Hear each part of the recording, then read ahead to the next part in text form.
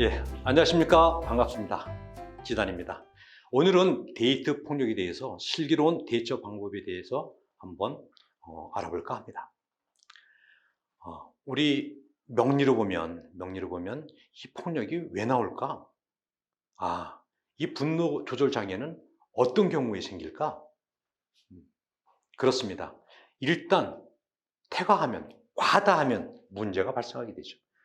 명리학은 조화 균형의 학문인데 비겁이 얼등하게 강하든지 아니면 너무나 신약해서 관살이 너무나 많아서 신약하다든지 아니면 식상이 너무나 많아서 극신약하다든지 이랬을 때 문제가 일어나게 되고요.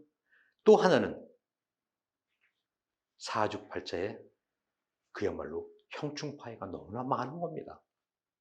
그러다 보니까 안정보다는 화합보다는 그죠? 욱하는 이런 일들이 아주 갑작스럽게 생겨나게 되는 거죠.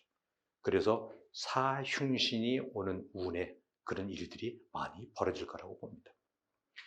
데이트 폭력을 보니까, 통계를 보니까 2018년도 경찰청 발표입니다. 하루 평균 8명이나 데이트 폭력으로 숨지는 걸로 되어 있고요. 2012년부터 2016년까지 5년간 467명이 사망했다고 합니다. 2017년에는 데이트 폭력이 신고된 것이 10,000건이 넘었어요. 1,303건. 그러니 신고 안 하고 그냥 넘어간 것까지 합치면 엄청나겠죠. 그러다 보니까 세계일보에서 실제로 조사한 걸 보니까 남녀가 아주 사랑해서, 그죠? 그리워서 만나서 이렇게 교제를 하고 데이트를 하는데 그 교제 여성의 62%가 데이트 폭력을 경험했다는 아주 놀라운 진짜 씁쓸한 통계를 갖다가 우리가 접해봅니다. 안전이별이라는 게 있을까요? 안전이별?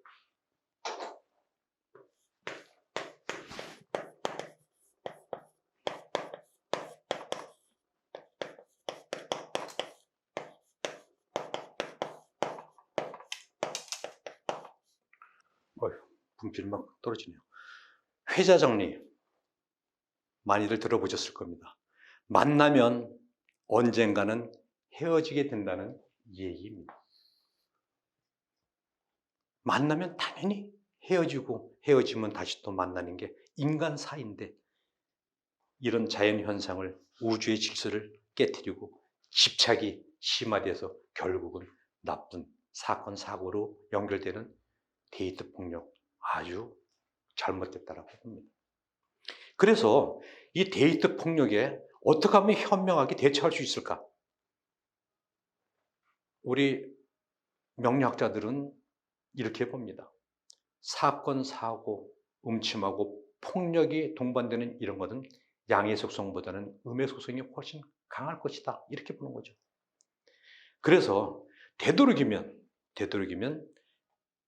헤어지게 될 때 떳떳하게 말을 통해서 아니면 그 사람들한테 확실한 메시지를 갖다가 주는 것이 훨씬 안전 이별의 근본이라고 봅니다.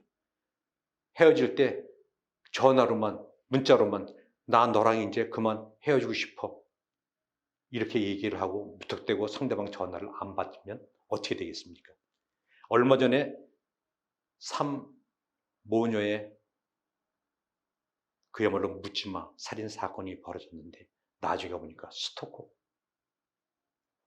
그야말로 데이트 폭력 못지않은 아주 나쁜 이런 범죄가 바로 그런 것 때문에 그렇습니다. 단호하게 얘기를 하고 그 사람한테 아예 그걸 정리할 수 있도록 얘기를 해야 되는데 전화만 안 받으면 관계가 끊어지는 것처럼 이렇게 얘기해서는 안 되겠다 이렇게 말씀을 드립니다. 그래서 만날 때는 항상 그죠? 밤 시간보다는 대낮에 그것도 많은 사람들이 모여있는 카페라든지 그죠? 이런 데서 만나서 얘기를 똑부러지게 하는 게 좋고요. 그렇게 만나서 얘기를 할 때 그 가해자 데이트 폭력의 그 원흉, 이런 친구들은 아주 감정적인 분노 조절 기능이 좀 미비된 이런 친구들 아주 영국도 잘합니다. 울면서 그죠? 손을 갖다 비벼대면서 두 번 다시는 그러지 않겠다라고 계속해서 얘기를 합니다. 마음 약한 여성분들이 엉엉 우는 그 모습이 안타까워서 두 번 다시 그러면 이제 절교야. 한 번이니까 봐줘 하면서 그 폭력을 인정하는 순간 그 울타리 속에 체포가 되는 거죠. 더 심한 폭력으로 나중에는 반드시 되돌아온다는 게 통계적으로 나와 있습니다. 그래서 아무리 반성의 눈물을 흘린다고 하더라도 절대 한 번 용서는 안 된다고 말씀을 다시 드립니다. 그리고 나갈 때, 얘기를 하고 나갈 때 주변 사람들과 같이 나가서 이렇게 가족이라든지 친구라든지 아니면 선생님 아니면 상담사 이런 분들한테 부탁을 해서 같이 나가서 이렇게 얘기하는 것도 중요하다고 보여지고요. 연애는 시작보다 이별이 훨씬 더 중요하다는 걸 갖다가 다시 한번 강조드려서 말씀을 드립니다. 여기서 가장 키포인트 하나를 짚고 넘어갑니다. 그래도 그 사람이 무서워서 얼굴 보기도 뭐하고 또 보복으로 폭력이라든지 이런 게 행사되면 또 그렇고 슬기롭게 웃으면서 헤어질 수 있는 더 좋은 방법은 없을까요?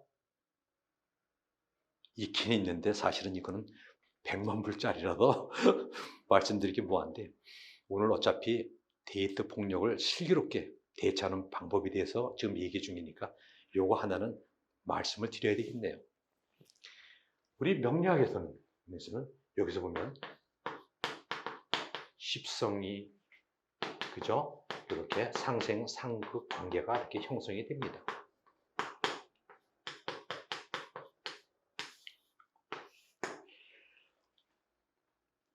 비겁은 일간이랑 같은 자기 오행이고 자기 에너지 힘이라고 그랬고요.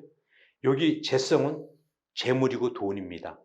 그죠? 여기는 명예고 직장이고 자식이고 뭐 여러 가지 남편이고 얘기를 하고요.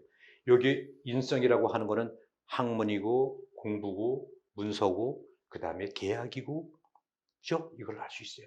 여기 식상은 뭐예요? 식상 일, 활동, 에너지, 자기 기술, 노하우 이런 걸 갖다 우리가 식상이라고 얘기를 하지 않습니까? 여기서 중요한 이별을 할 때 가장 써먹기 좋은 방법 중에 하나가 이 나와의 어떤 이런 관계, 나와의 그 계약, 나와의 어떤 인연을 끊는다는 얘기죠. 인연을 끊는데 이 인성을 끊기 위해서는 뭐가 활용이 되면 좋겠어요? 제극인이라고 하는 제극인. 들어보셨죠? 제극인.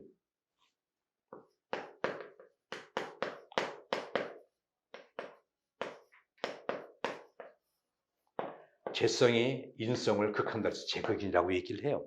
그래서 재성을 통해서 인성이 계약, 만남, 인연의 고리를 끊게 되는 거죠.